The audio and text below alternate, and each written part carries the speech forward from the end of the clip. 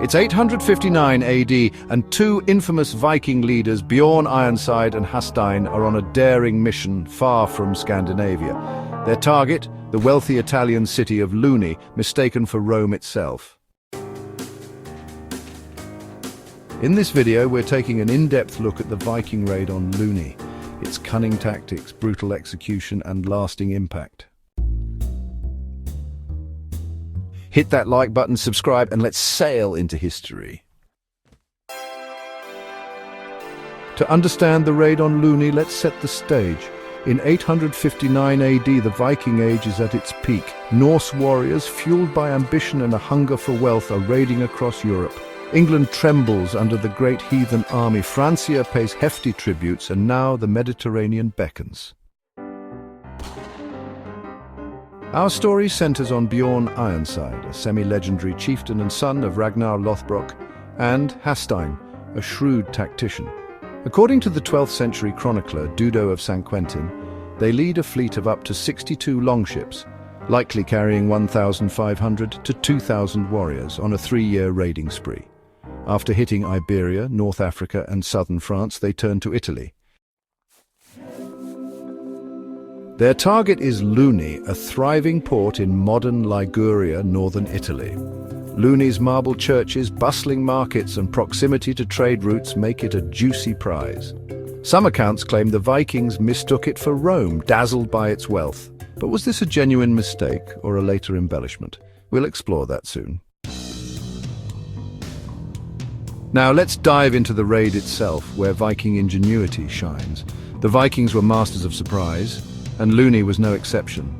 Unlike pitched battles, this raid relied on one of the most audacious tricks in Viking history. Dudo's account, though written centuries later, paints a vivid picture. Bjorn and Hastein, knowing Luni's walls are formidable, devise a ruse. They send emissaries to the city claiming Hastein is gravely ill, or even dead, and seeking Christian burial.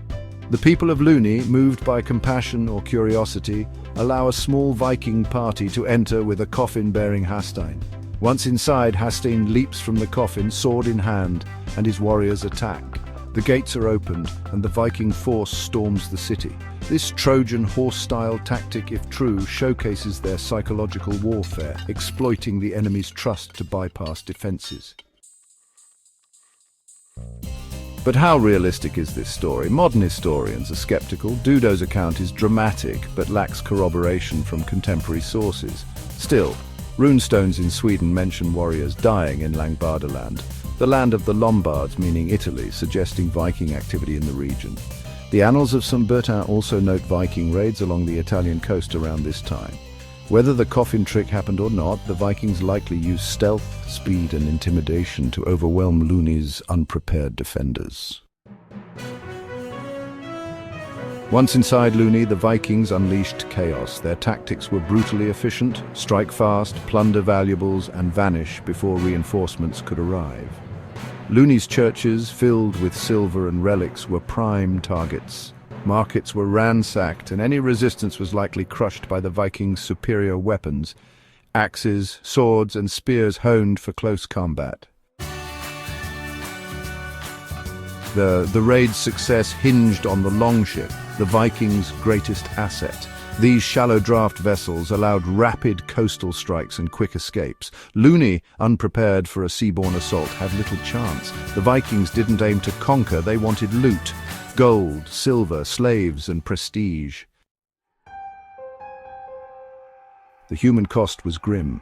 While exact numbers are unknown, Viking raids often left towns devastated, with survivors enslaved or displaced. Luni's population, likely a few thousand, faced a terrifying ordeal.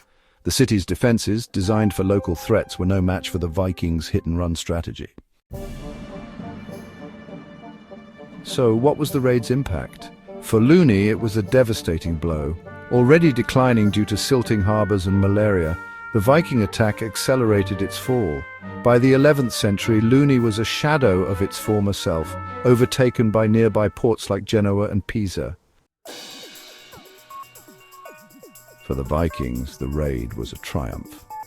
Loaded with plunder, Bjorn and Hastein continued their Mediterranean rampage, hitting Sicily, North Africa and beyond. The loot from Luni likely funded further raids and boosted their reputations. Rune stones back in Scandinavia immortalized warriors who fell in Italy, proof of the raid's cultural significance. The broader legacy lies in what followed. The raid on Luni foreshadowed the Norman conquests of southern Italy and Sicily in the 11th century. The Normans, descendants of Vikings, used similar bold tactics to carve out a kingdom.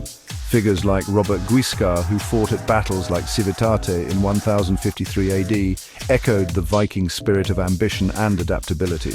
The raid also exposed the Mediterranean's vulnerability. Coastal cities fortified their defenses, and the Byzantine Empire, ruling parts of Italy, leaned on Viking mercenaries like the Varangian Guard to counter future threats. In a twist, Vikings went from raiders to defenders in the region.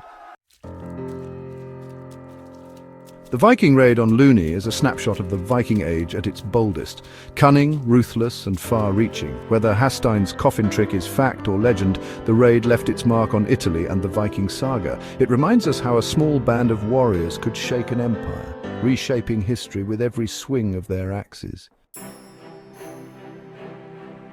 What do you think? Did the Vikings really mistake Luni for Rome? And what other Viking raids deserve a deep dive? Drop your thoughts in the comments, hit that like button and subscribe for more epic history.